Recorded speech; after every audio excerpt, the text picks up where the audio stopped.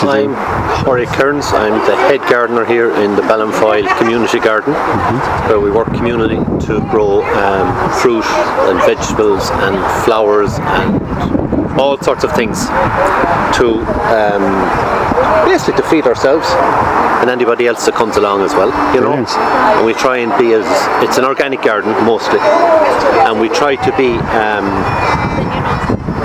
environmentally friendly as we can, encourage all sorts of insects, critters and all sorts of things to come in and to share our space. All the various vegetables that are growing, cabbage obviously, rhubarb. This is a little flower, just a small flower bed using native wild plants. Just some of the most colourful of the native wild plants. Just for the best effect. Yeah. And it's quite successful, you know. And we've rhubarb here. Rhubarb, obviously. Yeah. That's the rhubarb. This is just a little workstation. This is just for watering, and these are the various plants and pot, beans and strawberries, and these guys are redwoods. They're sequoias. Wow. They grow really tall. They're the tallest tree in the world. Yeah. 380 feet, I think, is the current tallest Lord. one. I believe, something like that. The result? Now, if these last 1,000 years, well, who knows? Yeah. A lot of things can happen in 1,000 years, but yeah. who's to say? And they're brought in from abroad, are they? No. Oh, we grow them from. They're grown from slips. Yeah. So they're about, well, I don't know how old they are, but they've been grown from slips. They're about 4 years old. Right. And they will get planted out this year. Fantastic. So we'll plant a little sequoia growth up around my column, I think. Our bug hotel, obviously. Fantastic. Obviously, no. See these little guys here? Yeah. With the leaf? Yeah. So anybody who grows roses will know the little circles cut out of the roses. Yeah. Everybody's seen them. But that's the leaf cutter bee. They cut the leaf out of the roses and other plants, and they lay their egg in there, and they stock it with nectar, and they seal it with the little leaf. And you can see. And you just have logs and you drill into logs them. And you drill. Different size holes. Different critters use different size holes. Yeah. You just drill the holes and you let it go. You know, you don't do. You cannot do anything. Yeah. You cannot do anything else. It does what it's going to do, and that's before you get into the parasitic wasp that laid the eggs on these guys, and it's just it's a massive topic. It's an absolutely massive topic. Sure, now. yeah. This looks like something out of science fiction beside us here. That's a cardoon. It's the flower version of the globe artichoke. People think it's edible, but that's not actually. But this is a little tree nursery where we plant various different sorts of tree seeds.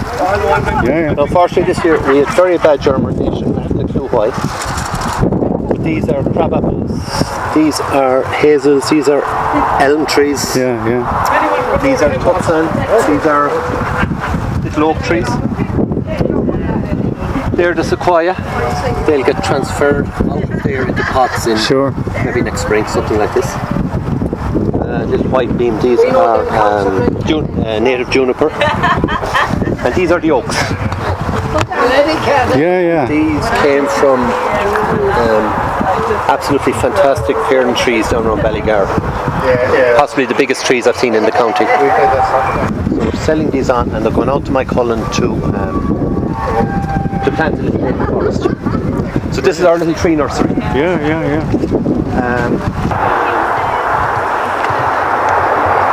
Broccoli, turnips, Brussels sprouts, kale. There's beds of leeks down there. And Pauline was saying there's a type of garlic there. This is the elephant garlic. Yeah. See the big flowers? Yeah. They need to go this week. But all the stuff been harvested. Yeah. Sunflowers. Just because we like sunflowers. Yeah, of course. You know, no other onions. Amazing. They get harvested this week.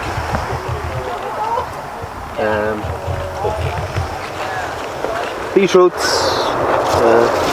a bean wigwam. This one is French bean.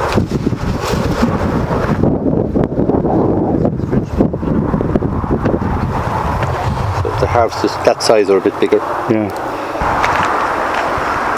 And here's the orchard. Apples, orange, and there's beehives down there. Brilliant.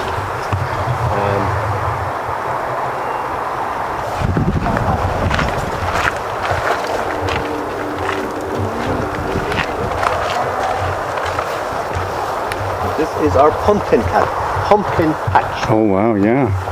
There's a good sized pumpkin there. It sure is. It'll grow for about another 2 months. And I reckon it might reach 40 kilos. Wow. We need a wheelbarrow to move them. It might. Depends on. Yeah. Depends on.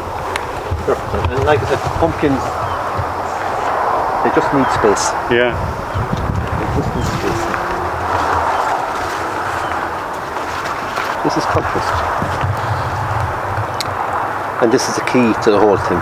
Okay. This is what keeps the garden going, basically. It's what keeps the goodness and nutrition in the soil. Sure. That's about, I'd say about 2 years old.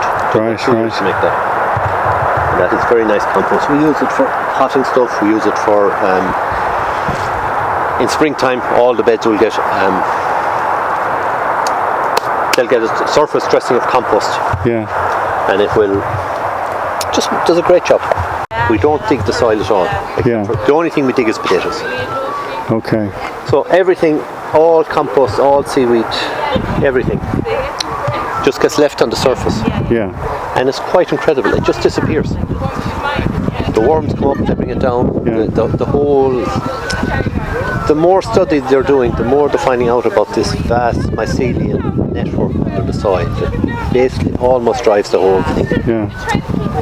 So we have very, very good results this year, and I think, I'm not sure, first of all because of all the goodness put into the soil, but it's because I think the mycelium network has developed after 3 years, not been dug. And it's just distribution of nutrients, it's bringing down all the Sure. Yeah. all the compost you put on the surface, it's gone. Yeah. The seaweed on these beds, it will just go. It will just disappear. You know what I mean? Yeah. It's quite amazing to watch Yeah. how the whole place develops, and we're getting very good results. You know, everything is growing. It's fantastic. Everything is growing. Yeah. I think it's just starting to come together. The no-dig system and the compost and the seaweed and everything like that. Yeah. Tomatoes, cucumbers, courgettes, peppers, aubergines, and the sweet corn down the end here. Sure. We've been eating this for about 3 weeks now. It's very nice. Brilliant. It's very, very nice.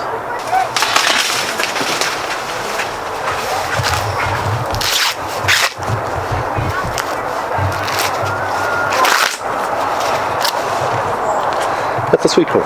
Wow. Nothing wrong with that. Brilliant. And they taste so good. Yeah. It's so good. Unbelievable. I've been here volunteering in the garden since 2019, and it was set up in 2009 by locals here in the area who petitioned the Galway City Council, who gave this plot. So the hard-working volunteers from all over this area, not just here, Galway City, and even from further afield. We've had asylum seekers here.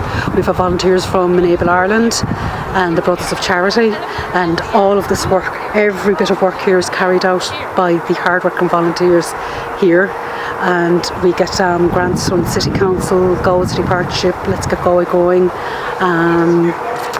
for certain projects in the garden. And we also have workshops and seminars here in the garden. Community groups have gotten involved, like our local community singing group, our Active Retired. Furoga were here in 2020, and we made up 200 window boxes to distribute to all the elderly and vulnerable people because, of course, of the COVID-19 pandemic. An absolutely brilliant success, and that was in conjunction with City Council and Galway City Partnership. And since then, we've gone on from strength to strength, as you can see here. We've the Polytunnel, and we even have grapes in the Polytunnel. And we have made up some new compost heaps, because everything that's not eaten is reused in the garden here. And we have so much biodiversity and wildlife with the bees, butterflies, birds, and we even have the native Irish black bees as well here in the garden. And our water feature hopefully will be ready to view as well soon.